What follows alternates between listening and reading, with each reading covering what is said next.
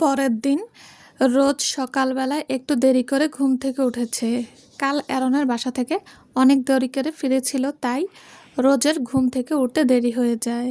হুট করে অ্যারনের কথা মনে পড়তেই রোজের মনটা খারাপ হয়ে যায়।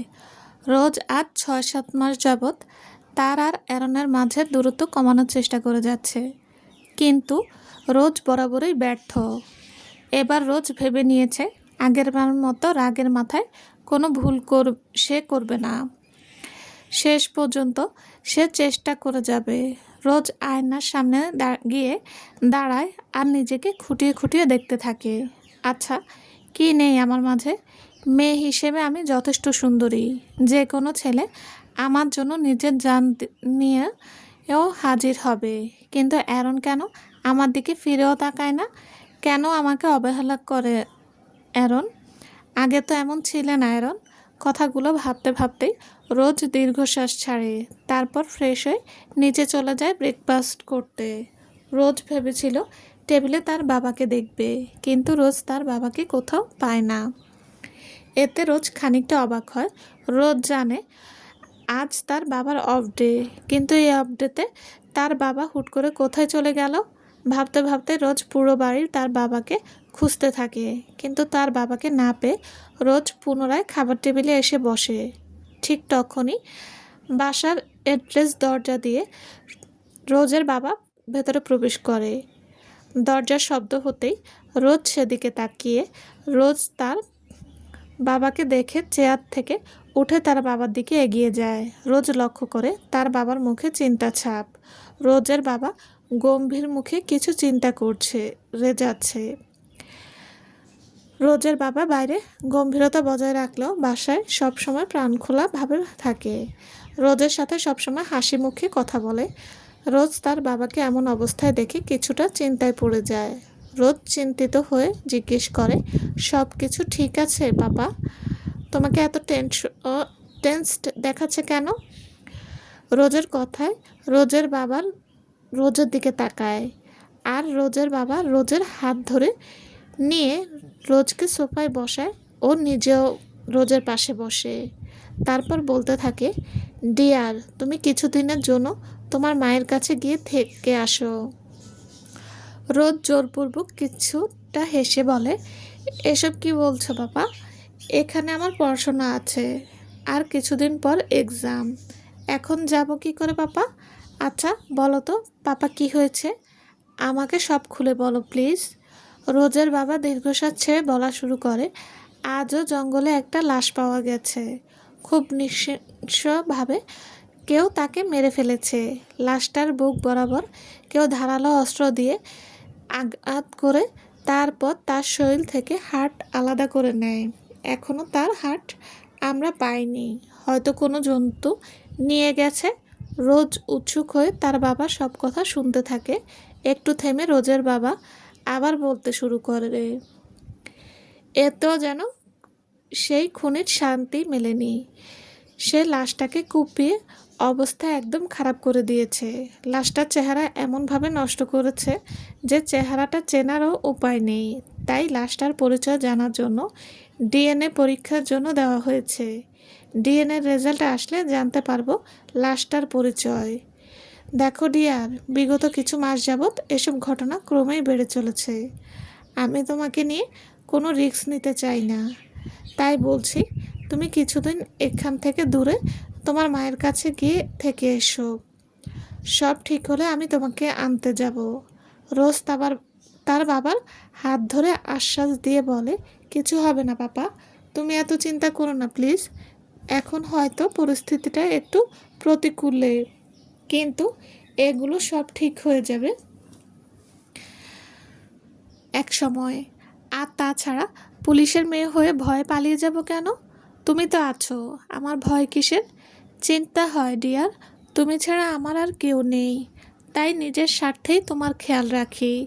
পড়াশোনার জন্য যাচ্ছ না বুঝতে পেরেছি, কিন্তু সাবধানে থাকবে ডিয়ার। রোজের বাবা রোজের গালে হাত রেখে কথাগুলো বলে ভেতরে যাওয়ার উদ্দেশ্যে যেতে থাকে, কিন্তু কি মনে করে মাঝপথে থেমে আবার রোজের দিকে ফিরে। সে রোজকে জিজ্ঞাসা করে, কালকে তো গ্রুপ স্টাডির জন্য ফ্রেন্ডের বাসায় গিয়েছিলে, রাতেও ওখানে থাকবে বলেছিলে। ঠিকমতো পড়াশোনা করছো তো, নাকি গল্প করে পুরোটা সময় কাটিয়ে দিয়েছো? রোজের বাবার এমন কথায় রোজ খানিকটা ভড়কে যায়, কিন্তু পর মুহূর্তে নিজেকে সামলে রোজ উত্তর দেয়, পাপা, তুমি বিশ্বাস করো না আমাকে, আমি গল্প করিনি, পড়াশোনাই করেছি বলেই রোজ মুচকি হাসে। রোজের বাবাও আর কিছু বলে না, আর হেসে ভেতরে চলে যায়। রোজের বাবা যেতেই রোজ হাঁপ ছেড়ে বাঁচে। তার বাবা যেতেই রোজ চেয়ারে বসে পাউরুটিতে বাটার লাগাতে লাগাতে চিন্তা করতে থাকে, মিথ্যা বলার জন্য সরি পাপা, কিন্তু এবার যে আমি আর অ্যারনকে হারাতে পারবো না। অ্যারনকে পাওয়ার জন্য সব করব আমি। প্রয়োজনে নিজেকেও অ্যারনের কাছে বিলিয়ে দিতে একবারও ভাববো না।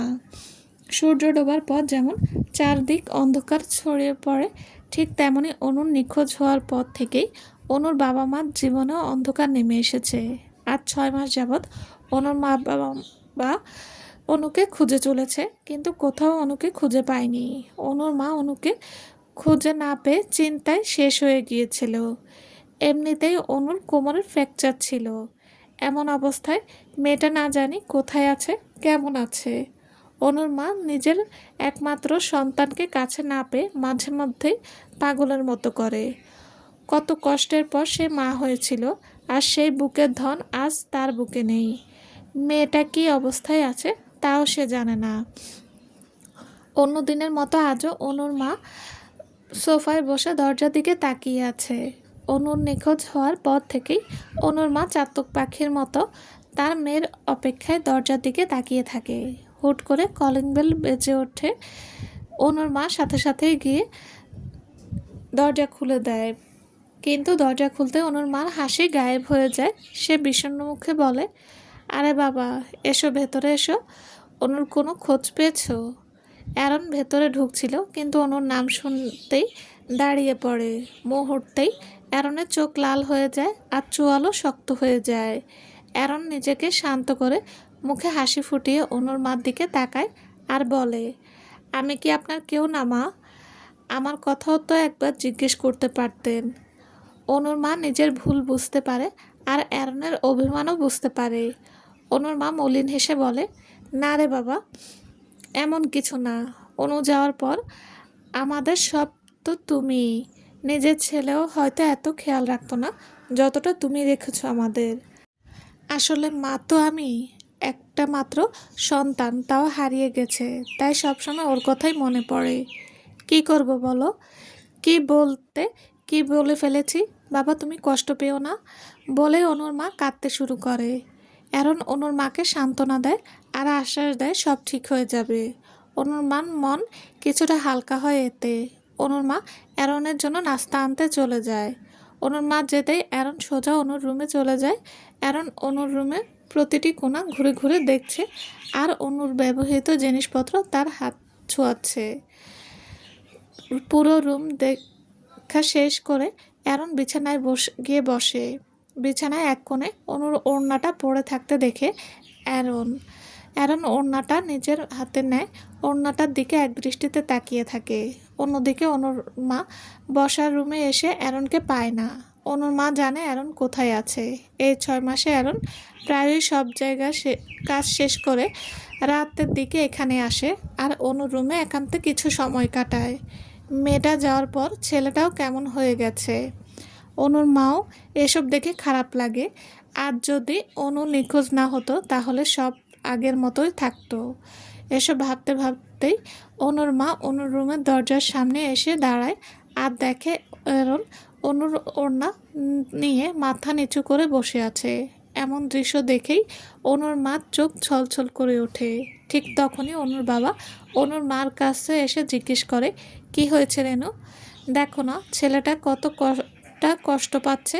আজ 6 মাস যাবৎ অনুর বিরহে পড়ছে ছেলেটা। অনু যে কোথায় আছে কে জানে।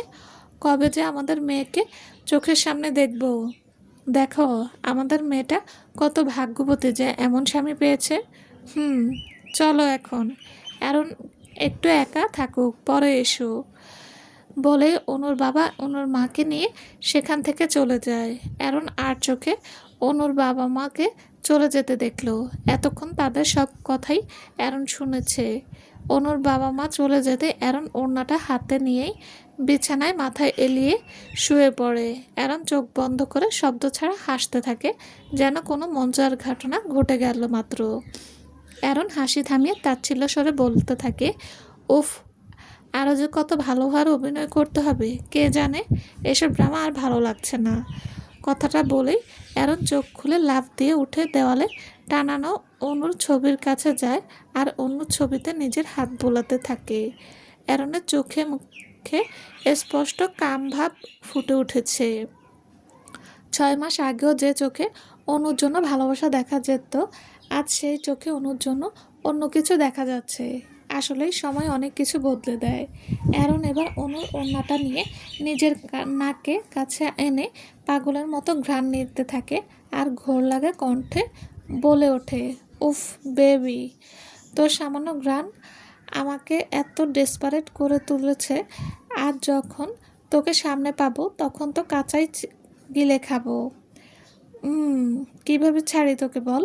তোর শরীর প্রতিটি ভাঁজে যে এখনো নিজের আধিপত্য বিস্তার করা হয়নি আমার। তোর নরম শরীরটাকে পিষে ফেলা যে এখনো বাকি আছে। আগে তো সেসব পূরণ করতে হবে বেবি। বলে বাঁকা হেসে অ্যারন অনুর রুম থেকে বেরিয়ে যায়। অ্যারন অনুর বাবা মার রুমের সামনে দিয়ে যাচ্ছে, ঠিক তখনই অনুর বাবার ফোন বেজে ওঠে। ফোনের শব্দ পেয়ে অ্যারনও কেন জানি থেমে যায়।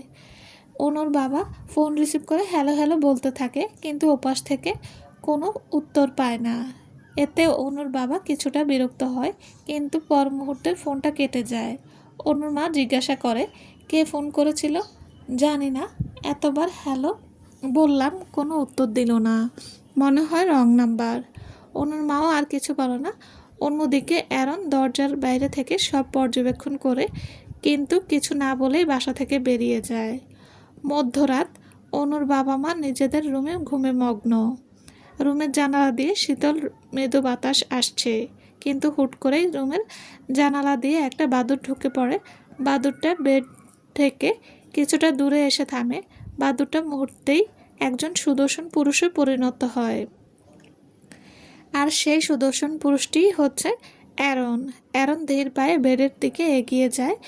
বেডের কাছে গিয়ে কিছুক্ষণ অনুর বাবা মার দিকে তাকিয়ে থাকে। তারপর পাশে থাকা ছোট্ট টেবিল থেকে অ্যারন অনুর বাবার ফোনটা তুলে নেয়। ফোনে লক না থাকায় অ্যারন খুব সহজেই ফোন খুলে ফেলে আর কল লিস্ট চেক করা শুরু করে। ফোন লক থাকলেও বা কী হতো, অ্যারনের কাছে এসব তুচ্ছ বিষয়। অ্যারন গম্ভীর মুখে ফোনের কল লিস্ট তখনকার আসা ফোন নাম্বারটা খুঁজতে থাকে আর সহজেই পেয়ে যায়।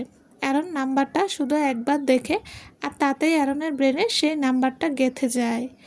অ্যারন ফোনটা তার নিজের জায়গায় রেখে ব্যালকনিতে গিয়ে দাঁড়ায় আর বাঁকা হেসে বিড়বিড় করে বলতে থাকে, ধরা তো তুই নিজেই দিলি। ভেবেছিলাম গেমটা হয়তো আরও লং টাইম হবে, কিন্তু তুই নিজেই সেটাকে সহজ করে দিলি। হুট করে অ্যারনের চোখের আবারও সেই কামভাবটা ফুটে ওঠে। অ্যারন নেশালো পুরুষালী কণ্ঠে ফিসফিস করে বলে ওঠে, ah, can't wait to see you within my lab. Son, I will touch your all body. Promise, I won't miss any inch of your body. Be ready to for romance with date game. অনুর দৃষ্টিতে পূর্ণিমা রাত, আকাশের পূর্ণ চাঁদ। চাঁদের আলোয় পুরো বাগানের চারদিকে আলোকিত হয়ে উঠেছে। সারা বাগান জুড়ে রয়েছে নানান রকম ফুলের সমাহার। আর বাগানের মাঝে একটা ছোট্ট দিঘি। দিঘি জুড়ে পদ্ম ফুল, চাঁদের আলো আর ফুলের সুবাস, বলতে গেলে সব কিছু মিলে মনোমুগ্ধকর পরিবেশের সৃষ্টি হয়েছে। মনে হচ্ছে প্রকৃতিও আজ কোনো বিশেষ উপলক্ষে খুব যত্ন করে নিজেকে সাজিয়েছে। বাগানে সেই দিঘির শান বাঁধানো সিঁড়িতে বসে আছে এক রমণী। রমণীটি দিঘির পানি নিয়ে খেলতে ব্যস্ত। পরনে তার শুভ্র পোশাক, পোশাকটা জুড়ে সোনালি সুতোর সাধারণ কাজ।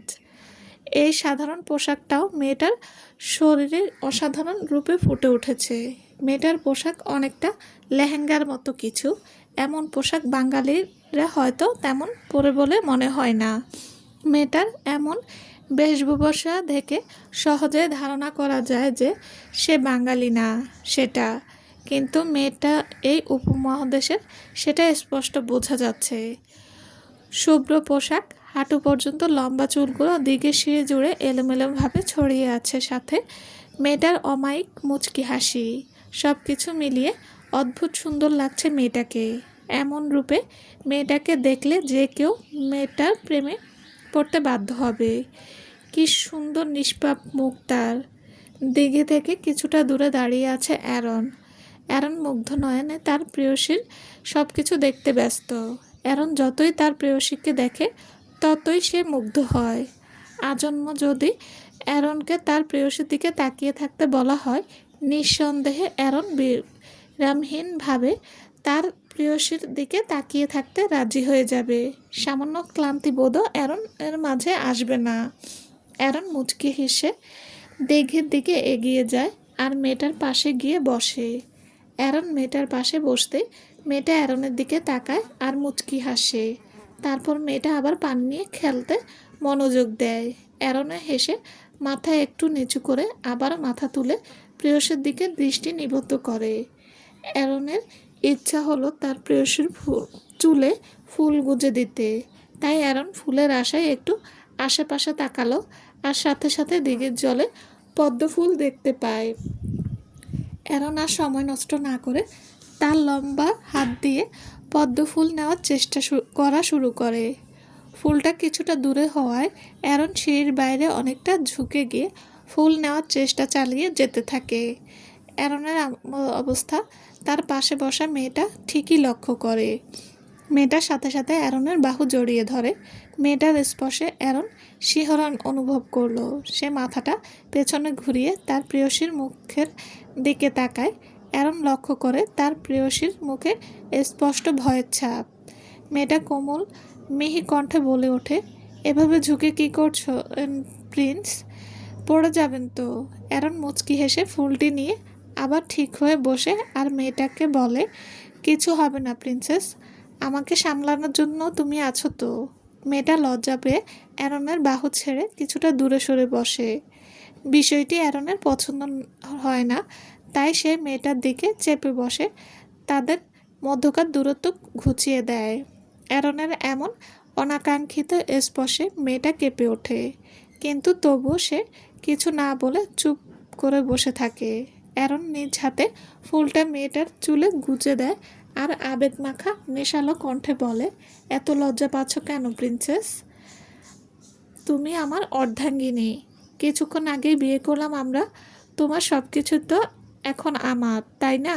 এভাবে লজ্জা পেও না বউ, নিজেকে সামলানো বড্ড কঠিন হয়ে যাবে।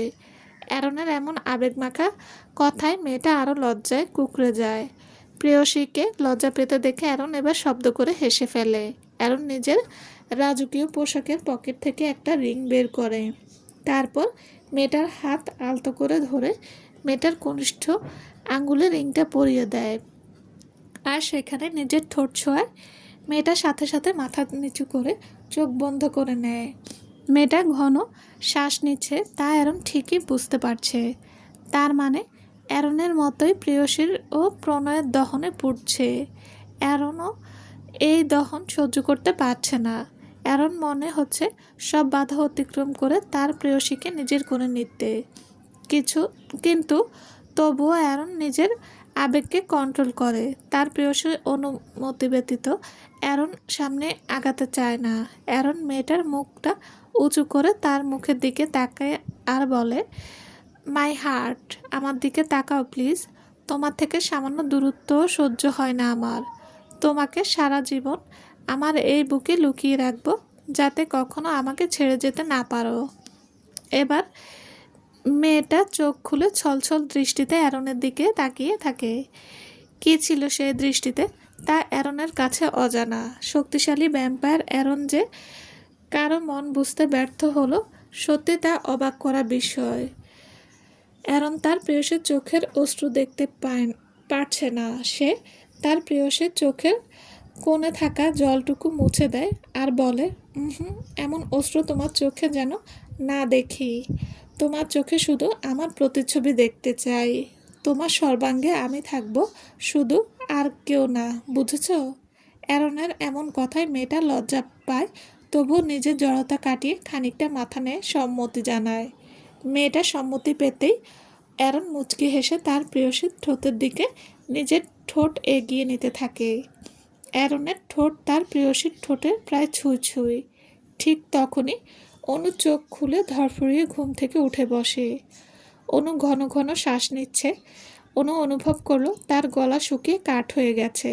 অনু কাঁপা কাঁপা হাতে বেডের পাশে থাকা টেবিল থেকে গ্লাসে পানি নিয়ে পানি পান করে। অনু কিছুক্ষণ বসে নিজেকে শান্ত করার চেষ্টা করে, তারপর বালিশের নিচ থেকে মোবাইল বের করে সময়টা দেখে নেয়। সূর্যোদয় হতে এখনও আরও ঘন্টাখানেকের সময় মতো বাকি। অনু বেড থেকে উঠে দাঁড়ায়, কিন্তু কোমরে খানিকটা ব্যথা অনুভব করতেই অনু চোখ মুখ কুঁচকে ফেলে। অনুর শরীরের ব্যাক সাইড সারতে প্রায় 3-4 লেগে যায়। অনু বর্তমানে মোটামুটি সুস্থ, কিন্তু বেশি পরিশ্রম কিংবা ভারী কাজ করতে পারে না, তাহলে কোমরে ব্যথা করে অনুর। কাল হয়তো অনু একটু বেশি কাজ করে ফেলেছিল, তার পরিমাণ এই অসহ্যকর ব্যথা। কিন্তু রুমের ভেতরে যে অনুর দম বন্ধ হয়ে আসছে, অনু যে ঠিকমতো শ্বাস পারতে পারছে না। তাই অনু আর এক মুহূর্ত দেরি না করে আস্তে আস্তে হেঁটে রুমের সাথে লাগোয়া ছোট্ট ব্যালকনিতে গিয়ে দাঁড়ায়। খোলা আবহাওয়া পেতেই অনু স্বস্তি ফিরে পায়। কিছুক্ষণ আগে অনু এক অদ্ভুত স্বপ্ন দেখেছিল, যেখানে অ্যারন একটা মেয়ের সাথে একান্ত মুহূর্ত পার করছিল। মেয়েটার মুখটা অনু স্পষ্ট দেখতে পায়নি, কিন্তু এতটুকু বুঝতে পেরেছে অ্যারন ওই মেয়েটাকে অনেক ভালোবাসে। স্বপ্নের কথা মনে পড়তেই অনু নিজের আঙ্গুলে থাকা রিংটার দিকে ছলছল চোখে তাকায়। হ্যাঁ, এই রিংটাই তো অ্যারন ওই মেয়েটাকে খুব যত্ন নিয়ে পরিয়ে দিয়েছিল। তাহলে কি অ্যারন অন্যের জন্য রাখা রিংটা আমাকে দিয়েছে? আমাকে এতটা নিচে রেখেছেন আপনি অ্যারন? আপনার মনে কি আমার জন্য কোনো অনুভূতি ছিল না? সব অভিনয় ছিল? আমার খেয়াল রাখা, সব সময় আমার পাশে পাশে থাকা, সব কি তাহলে মিথ্যে ছিল? কেন করলেন আমার সাথে এমন অভিনয়? এসব ভাবতে ভাবতে অনু সেখানে হাঁটু গেড়ে বসে কান্না করতে লাগে। কি করুন সেই কান্নার সুর, এক ভগ্ন হৃদয়ের আত্মচিৎকার, যা কেউ শুনতেও পারল না। কিছুক্ষণ কান্না করার পর হুট করে অনু মস্তিষ্কতে একটা বিষয় নাড়া দেয়। আচ্ছা, স্বপ্ন যে বলছিল তাদের নাকি বিয়ে হয়েছে, তার মানে কি অ্যারন স্যার আগে থেকেই বিবাহিত? ওই মেয়েটা অ্যারন স্যারের বউ। বিষয়টি মনে হতেই অনু আরও বেশি কান্নায় ভেঙে পড়ে। শখের পুরুষকে অন্যের হাতে দেখার মতো এত কষ্ট হয়তো এই দুনিয়াতে আর কারো নেই। হুট করে অনু আবার ভাবে, ওই মেয়েটা কে ছিল? আর একটা স্বপ্নের উপর ভিত্তি করে কোনো কিছু ভেবে নেওয়া কি ঠিক? এমন অনেক কিছুই উত্তর অনুর জানা নেই। এতক্ষণে অনুর কান্না পুরোপুরি ঠিক বন্ধ হয়ে গেছে, কিন্তু অনু থেমে থেমে ফুপাচ্ছে আর নাক টানছে। অনু মাথাটা হাঁটুর উপর ঠেকিয়ে বাইরের দিকে তাকিয়ে আবার চোখ বন্ধ করে নেয়। অনু জানে বাকি সময়টুকু অনুর আর ঘুম হবে না। চোখ বন্ধ থাকা অবস্থায় অনু বিড়বিড় করে বলতে থাকে, আপনি মানুষ হন বা ভ্যাম্পায়ার হন, তাতে কিছু যায় আসে না। আপনি ভ্যাম্পায়ার জেনেও আমার এই অবুঝ হৃদয় নিঃস্বার্থভাবে শুধু আপনাকেই ভালোবাসে। দূর থেকে না হয় ভালোবেসে গেলাম আপনাকে, সব কিছু হয়তো পূর্ণতা পেতে নেই। অনুরাগ চোখ খুলে রাখার ইচ্ছে করছে না, এভাবেই বসে থাকে। আসল অনু এক অদৃশ্য বেড়াজালে আটকে আছে। প্রতিনিয়ত নিজের সাথে যুদ্ধ করতে করতে অনু যে বড়ই ক্লান্ত। চলবে। আসসালামু আলাইকুম। গল্পটা কেমন লেগেছে প্লিজ জানাবেন। আর হ্যাঁ, অবশ্যই লাইক কমেন্ট করতে ভুলবেন না। সবাই ভালো থাকবেন। আল্লাহ হাফেজ।